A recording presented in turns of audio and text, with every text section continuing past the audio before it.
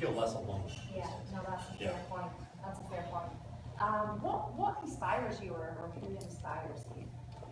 Well, mostly I get motivated by problems. So I see things that I think should be changed, and then something about me, I have this thing that I keep saying to myself, and I don't really share this, but I say, if not you, then who? And if not now, then when? Like, so you got this thing and it's wrong, and you know it's wrong. What are you doing about it? And if you're not going to do it about it, why would you expect anyone else to do something about it? And if you're not going to do it now, then when is an appropriate time to do this thing? And you know, I don't. That's not like a mantra or anything, but I just that just goes through my head.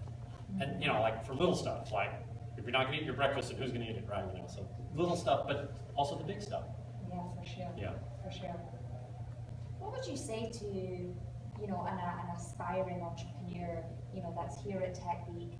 Maybe they've seen you speak, they've seen other people speak, you know, they've been around the expo, they feel inspired, right, to do something great. And what kind of one piece of advice, would you give them?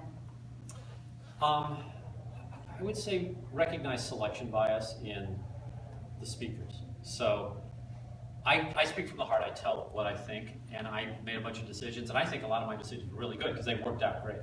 But maybe I was just lucky. So do the following experiment. You got 10 people who are going to flip, or you, I'm sorry, we're going to flip a coin 10 times.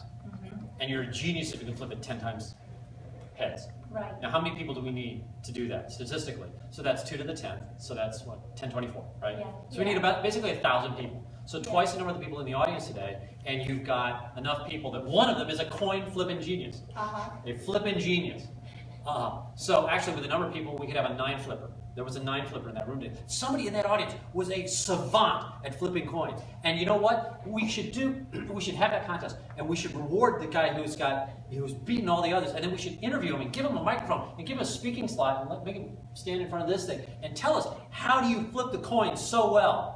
And what are your secrets? And here's the problem. Yeah, what?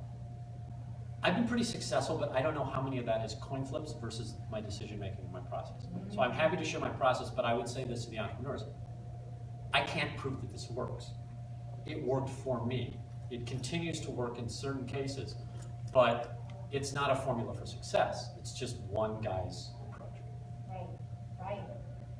Speaking of success, take the opposite end of the spectrum, the other end of the spectrum, which is failure, right? I think there's kind of this taboo thing that entrepreneurs have when they think of failure. It's like, oh God, I can never do this again. How do I bounce back from this? What are your thoughts on that? Do you see failure really as a bad thing? Yes, I do. I mean, like, I try never to fail, but again, it's a definitional state. The other way I look at it is I'm in a constant state of failure. So, I'm trained as an engineer. What do engineers work on? Engineers work on things that don't work, right? So if this microphone wasn't functioning right now, then I'd have to take it apart and see what's wrong, right? You would need an engineer.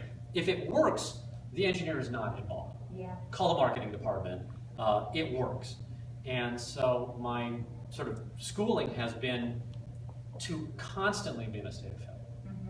And even these days, I go into Launchpad, I go into Square, I go into any company that I'm associated with. All I see are the problems. Well, they're another way of looking at opportunities, but also, I'm not upset that stuff is wrong at Launchpad.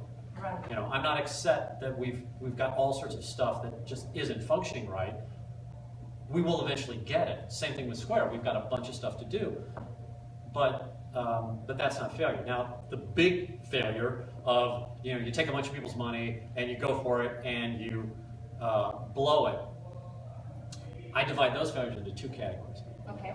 There's the tripping and getting run over. Okay. So my 90-year-old grandmother, before she died, she fell. Right, and I was like, "Did you fall standing still?" She's like, "No, I was walking somewhere." I was like, "Good, you were going." Like she was going somewhere. Like that's the class of failure that you want. You want to fail while you're moving towards something. A failure of action is much better than being run over by somebody who's moving faster. Yeah. So So for the people who, wipe it out, look, we're pretty tolerant of that, at least in Silicon Valley, and I think more so in the Midwest now. But don't fail because you didn't take the chance. Right. Yeah. That's spot on. Don't fail because you didn't take the chance. Great takeaway. Thank you so much, Jimmy. Really My pleasure. appreciate it. Thank you. Cool. Sweet. All right. Hopefully the mic was working. Yeah. That was great. Those were our takeaways from our keynote, The Bound.